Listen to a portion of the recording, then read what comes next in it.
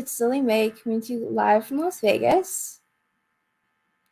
Oh no, I think that LindaRose's cam and stuff went out. So I'm just going to go ahead and do the introduction today. We have so much amazing things planned, and I can't wait to get to share it with you guys. Actually, next week is going to be our season finale, and this season has been so awesome. And I've been so honored to be able to get to talk with you guys and do this, and it's been such an amazing experience. I'm so excited to start planning season 3 and everything too. So yeah, it's awesome. Today, we are going to be doing our discussion on the amazing documentary Becoming, and we're also going to go ahead and open with the news segment for today. So I'm going to go ahead and have Renée on to do the news segments. Hey, Hi. Renée. Hi. Hey. Thank you for having me here. I wish we had some more positive news stories to share, but unfortunately, a lot is going on in this country and in the world that we have to talk about. So, did you want me to lead off with our first news item? Yes, that'd be perfect. Okay, so this one is particularly disturbing. Governor Ron DeSantis of Florida has been in the news a lot. And actually, at 8 p.m. tonight, he and Elon Musk are going to go live on Twitter and he's going to formally announce his candidacy for the presidency of the United States. So everything that he does is is really being scrutinized right now because we could be looking at a future president of the United States of America.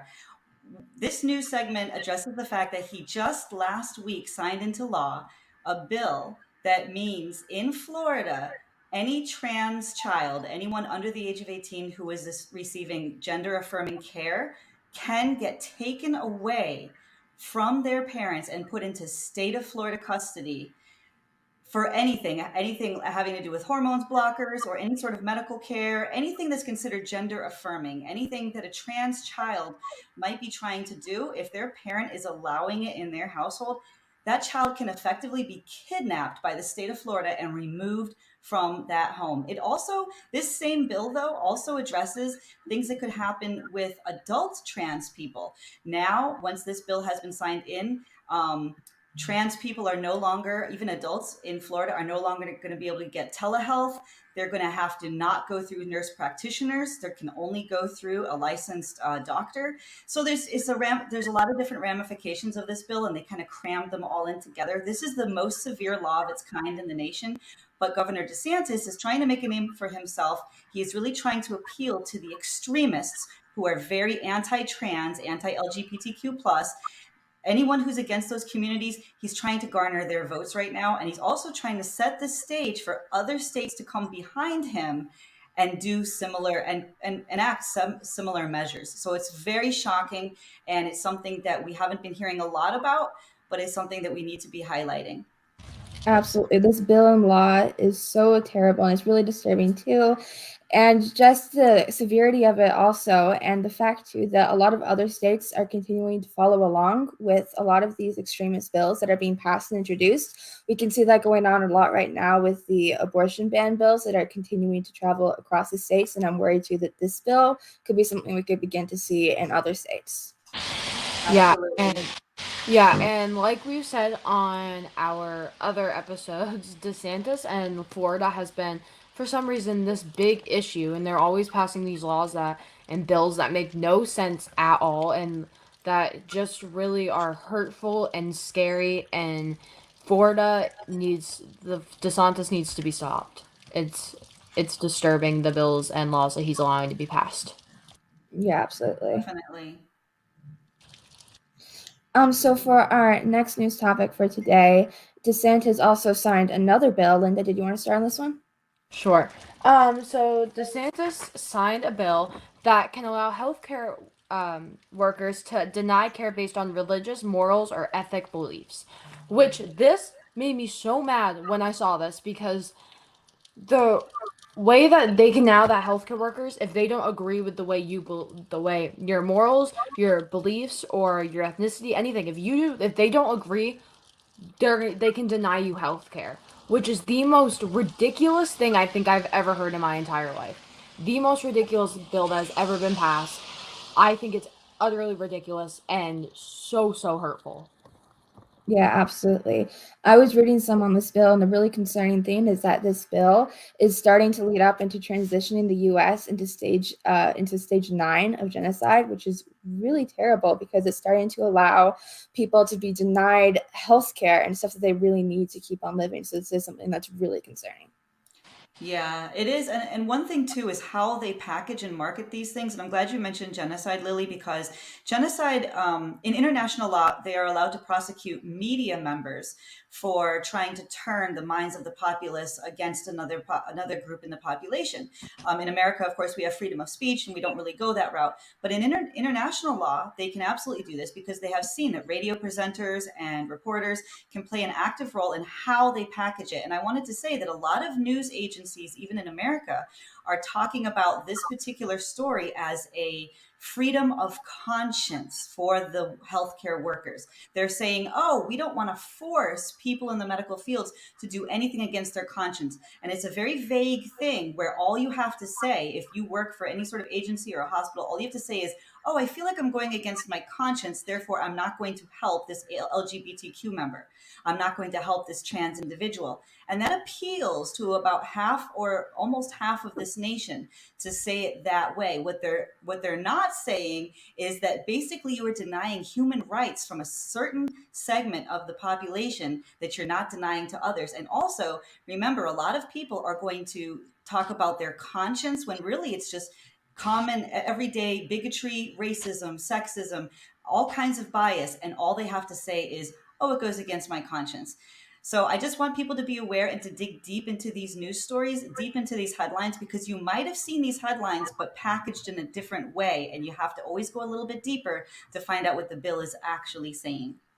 Absolutely, that's such an important topic to bring up too, and especially with like the bill, with the true meaning behind this bill too. It hasn't been talked about a lot. I know I was so surprised to hear about it, and I didn't initially learn it and find it from any major news source either. So it's something that really needs to be talked about more.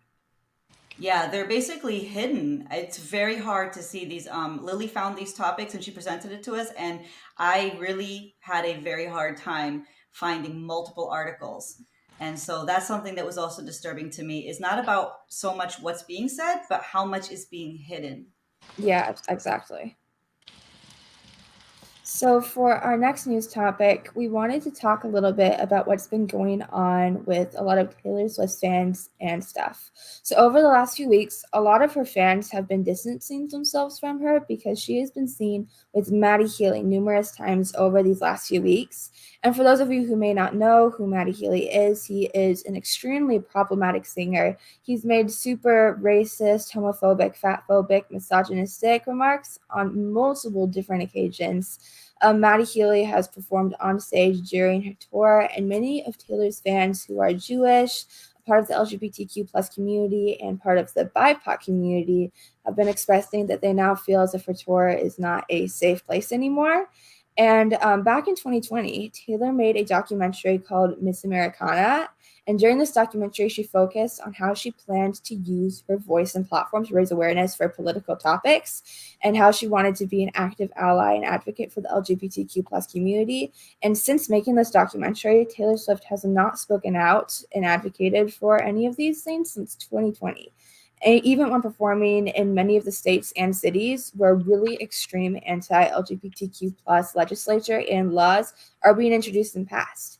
And by not raising awareness for these issues that Taylor said that she will raise awareness for, she is essentially breaking the social contract that she has made with her friends. And this is why a lot of them are disappointed and starting to distance themselves. Lots of fans have been beginning to cancel their Speak Now pre-orders for her new album, me being one of them. And it's just really disappointing to see this, especially from one of your favorite artists. Yeah, absolutely. And I think, like you said, after her saying that she was going to start advocating and is now dating Taylor Haley, who is not the best person that we've seen over the years, is really disappointing. Yeah, I was like really shocked. I had not heard of it, and then when Lily mentioned it, of course, I looked it up and I saw and I thought to myself, oh, well, how bad could he really be? And then I go in and I see that he's very extreme and open about his beliefs. He's very bigoted and he's got a loud mouth, and he's talked explicitly against all of the things that Taylor seems to be saying that she stands for. So it's problematic and it's also very confusing.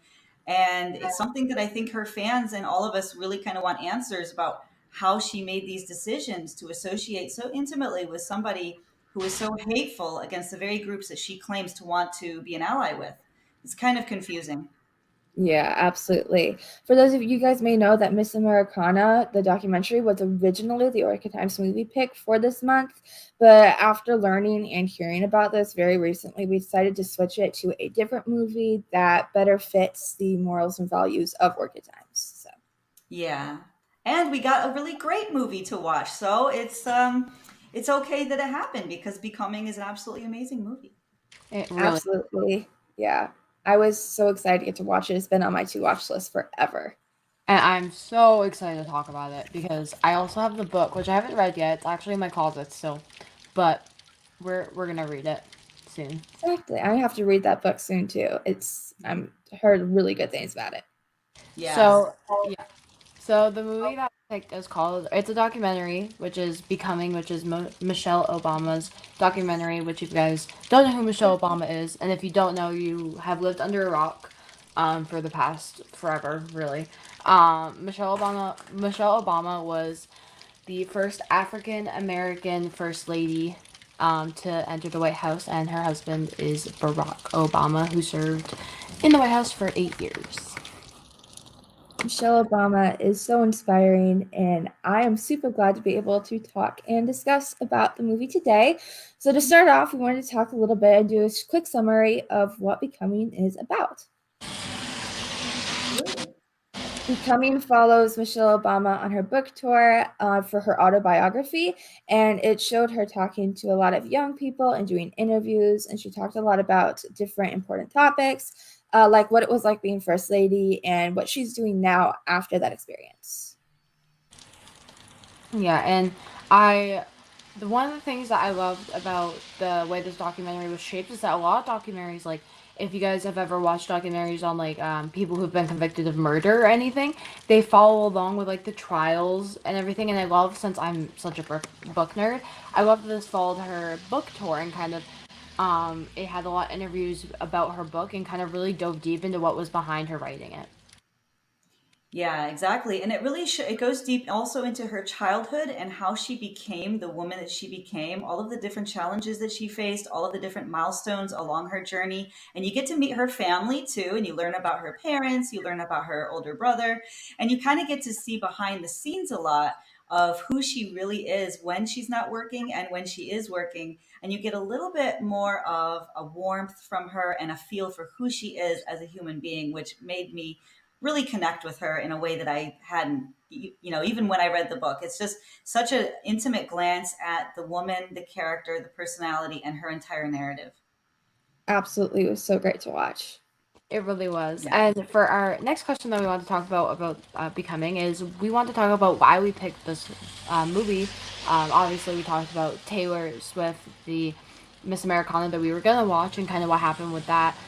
Is one reason we picked it, but Michelle Obama is, and her documentary and her book was it's so amazing, and Michelle Obama has really put in so much work to help people who are African American and to help young girls and older women, and she did a really nice job being the first lady and is still doing stuff for advocating for people now.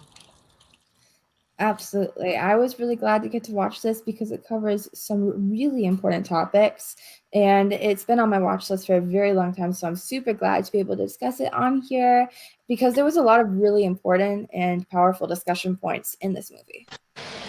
Yeah, and it was really a great answer to not watching Miss Americana because the reason why we scrapped that one was because we were disappointed in Taylor Swift not living up to all of the hope and change and advocacy that she had promised.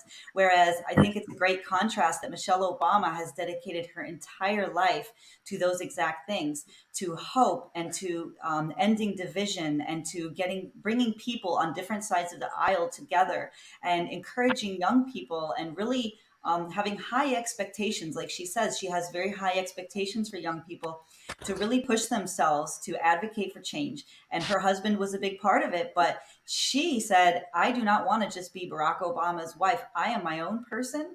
And she has her own independence and her own voice. And she's been really clear about who she is. And she has not let people down in the same way. So I think it was a great comparison to show how to be a good leader and a strong leader, and how to get people, how to advocate for people in a way that maybe some other people who are famous or in the public eye have let us down. Michelle Obama is still plugging along, and she's still representing all of the people. Yeah, 100%. She's such an amazing advocate. Absolutely. Yes, definitely. For our next thing we want to talk a little bit about, we want to talk about some of our favorite scenes and quotes from the movie. Awesome. My favorite scene slash quote for this was kind of hard, but it's like the very, very beginning of the movie. And she was doing an interview with some people who they were either high schoolers or undergraduates. I don't remember which one. I'm pretty sure they were undergraduates actually. But and they were asking about how coming out of the White House after Barack Obama had to leave because he finished his term. And they asked her like how she felt, how hard it was to get back on track, and she said, "It's not so much getting back on track as it is getting on a whole new track, not the same one." And I loved this because she said that because the White House and she started being in the public eye so quickly that getting there was no, you can't just get back to it because now she has more money and she's more in the public eye. It's going to be different for her, and she really showed that through in that quote, and I really love that scene as well. It was a really good interview for her. Yeah. Absolutely. There was so many amazing scenes in this movie. One of my favorites was whenever she would go and talk to young people, especially high schoolers. It was so awesome to see that, and especially the part when one girl asked her how to avoid thinking of yourself as a statistic when you're starting to apply for colleges and other programs and stuff. And Michelle replied with, you need to focus on how you see yourself and not just think of yourself as a number like your grades or your GPA. And I think this is something that's really inspiring and definitely important to remember for young people and high schoolers and stuff who might be starting to apply for colleges or nearing graduation and stuff. Oh, absolutely. Yeah, I remember her saying, think of your story, not your stat. And she's really encouraging all of us to change how we feel about ourselves. And she said that was an important part to her narrative and her growth was she never focused on the blockages or her limitations. She always looked on the possibilities. And that's where that hope comes from. My favorite part, well, the part that resonated with me maybe the most is when she's talking about the bullying, and they did a lot to talk about how the press tried to knock her down and all of the mean and nasty insults that were hurled against her right from when her husband started running for president. And it was interesting because she said, people think that this type of mockery is just joking and that we should laugh it off. But she said, bullying changes the shape of your soul. And I thought that was such an amazing creative way of describing how we feel. Bullying really does change the shape of your soul.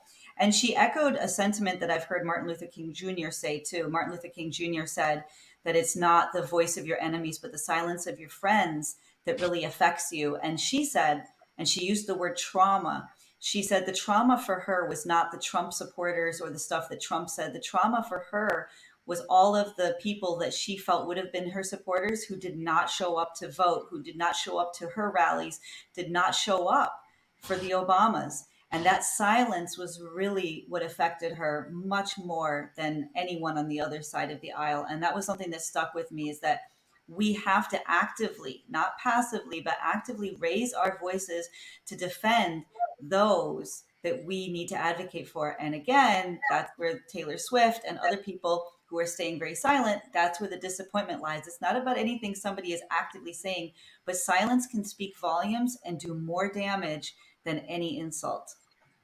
That was so powerful to bring up, and I remember that part of the movie, and it was something I wrote down to talk about too, because it was just such a powerful thing to say too. Yeah, absolutely. For our next thing we wanted to talk about, we wanted to know, kind of just to talk about what type of topics were you surprised to see represented in the documentary? There were so many really important topics that were represented in this movie. I know that some of the most inspiring ones to me were when she talked about the struggles of the media when she was campaigning, like we were talking a little bit about before. And when she talked about some of the struggles that she faced career wise after having kids, one of the most parts that stood out to me was when she said that she felt like she had to step back and tone back what she was doing. Yeah, that's very powerful. Yeah, my favorite. It's not so much as it's like a topic slash just kind of what she was so open about was with the Trump supporters and everything was something that I felt was really that whole entire situation of her being really open with it and kind of giving us the full insight of what it felt like and kind of what happened and like how Renee said like like what she not even what Renee said what Michelle said in the documentary of her just kind of feeling like she had people that just betrayed her and just Mhm. kind of the people she thought she could trust that would stand behind her that didn't was something that I felt was really important to stand out, especially since you don't see that side of politics when elections are going on, because you're focusing on the main pieces and kind of all the big things. Like it's like our news segments, you focus on the big bold letters, not the little ones, and I feel like that's kind of how it is for her in elections and it's more of just her being so open about that that really spoke to me during that documentary. Yeah, that was really impactful for me too. And another thing that stuck out to me is something that I know Hillary Clinton and other female politicians and females in the prominent who are prominent in the public eye. She talked about how fashion is so scrutinized when you're a woman, and she even has like a fashion advisor who helps her with everything, and how carefully every little iota of everything she wears has to be discussed and determined because the press is going to just read into it. They read into everything. And how she realized at some point she had to be more choreographed, even in the way that she spoke at the rallies and stuff. She said, like, early on, she was, when Barack first announced, she said she was really just being authentic and raw and just being herself. And she realized everything she did, like even the fist bump, like she and Barack would do a fist bump and people were reading into it as like a gang sign or some kind of secret. I mean, it was just crazy. So she said she realized she was going to have to be uber polished and very intentional about every single move that she made. And that's something that she said it's not right, but it is the way that the world is. And I remember Hillary Clinton saying a lot of the same things. So of course, me, myself as a woman, I'm remembering that. And it is the world that we live in, that women are really scrutinized for everything we do, everything we don't do. And I do hope, though, that at some point that will even out and be mitigated, and that we as a society do not have to live under those bounds anymore.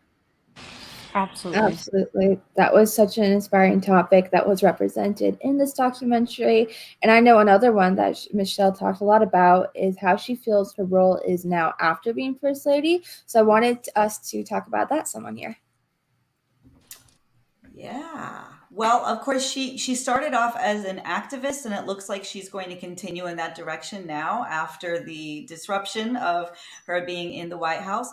She's still very interested about all of the causes that young people and change and advocacy, that kind of stuff. She's definitely, she is trained as a lawyer. So she's very interested in, I think, all of the things that she was interested back when she was younger and even before she met Barack.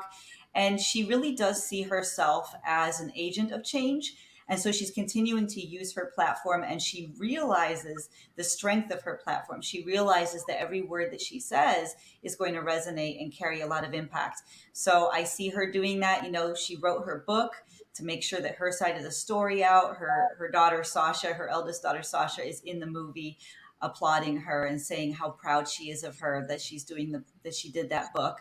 And so she's going to continue. I think we can expect probably more books from Michelle Obama and more foundational work, probably some more advocacy. And I think they showed her a lot in that role in the documentary.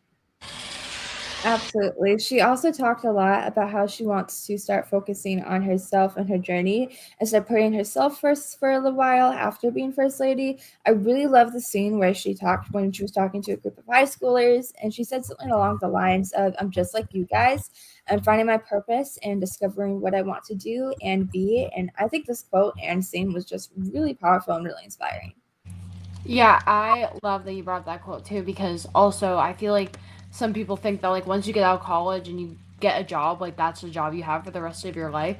But I have a JMG teacher she always talks about how she switched her profession so many times because she has a profession and she wants to try something new, and that's something I feel is so important, that like you don't ever have to stick with something. You can always try something new, try a different profession no matter what age you are. And I think that's something that Michelle Obama really like kind of proved, is that no matter what age you're at, you can always do something new or learn something new or go back to college and do all these things that you could never get to do. And I think that Michelle is gonna have a lot of is gonna well has been having and is gonna have a lot more fun just being more free. Although even though she did talk about how it was kind of sad because she lived so long there, and something that she said was that the night before they had to leave the White House, her eldest daughter's friends wanted to stay the night there because they said they were gonna miss it. So she let them stay the night, and the next day she said it was so stressful trying to get them out, which I thought was the sweetest thing ever because that would be me. I would want to spend the last night in the White House. Oh yeah, me too. Absolutely. And for our like wrap up question for the discussion tonight, we wanted to talk a little bit about what we think the purpose and message behind the documentary was. I think one of the main messages was just that no matter how long Michelle Obama has been in the public eye, no matter how long or how rich she is, that she is still a person. And I think this book that she wrote really shows that no matter, like, I think that's something that a lot of people struggle with, like, with celebrities and the hateful things they say. Sending death threats to celebrities for some reason is so popular now. Is something that, like, they are human. They are still people, and you have to respect that no matter if you agree with them or not. They are still people, and they have feelings, and they have a family, and they have a life. And I feel like that's something that a lot of people don't think about, and I think Michelle Obama really showed that through during her documentary. 100%. She really did show that theme. I feel as if a purpose of this book was to inspire others and help to motivate them to move forward with your dreams. It doesn't matter what other people think or how they might criticize you. You can do whatever you believe that you can do. Yeah, and I think she's a living example of that. And she showed us she came from the south side of Chicago. She absolutely did not come from a lot of prestige, or she didn't, she was not afforded. It wasn't like a Donald Trump story where this person just has millions of dollars thrown at them from the day they're born. She really did get to where she is now through hard work, grit, determination, natural intelligence. And it seems like truly believing in herself and not letting people knock her off her course, whether it's the press or even Barack Obama himself. Like she said, sometimes he seemed kind of selfish, in their marriage and wasn't taking care of the kids enough. And she realized I can either argue with him or I can put myself first and I can go to the gym and I can put my life first. And so it was really interesting. And I was surprised to see her to talk about that. But basically, no matter who tries to knock her off of her narrative and her path, even if it's Barack Obama, she's going to just keep going and she's going to do herself and she's going to do a great job. So that really was an empowering message for me. Totally. This documentary was so amazing. And I'm so glad we got a chance to discuss it on here and watch it with you guys because it was so awesome. And I'm so glad that I finally got to watch it. And yeah, I'm so glad to be able to discuss this with you guys. Absolutely. Thank Yes, you. this documentary was amazing, and if you guys haven't seen it yet, make sure you guys go watch it. It's on Netflix. It was truly one of the best documentaries I've watched. I don't even I've watched so many documentaries that like it's so hard to choose my favorite, but this one's definitely at the top. It just really gave her like Renee said, talking about the not every marriage or relationship is perfect. And I think her opening up about her relationship with Barack Obama is really, really important. And I think it's really cool that she did that. So this documentary definitely goes on the top of my list of favorites. Yeah, Thank you. absolutely. We also have the link in the description for how to watch it on Netflix if anybody wants to see it. Thank you so much, Renee, for coming on and doing the discussion and news with us. I had a fun time. Yes, thank you so much. I appreciate it. Thank you.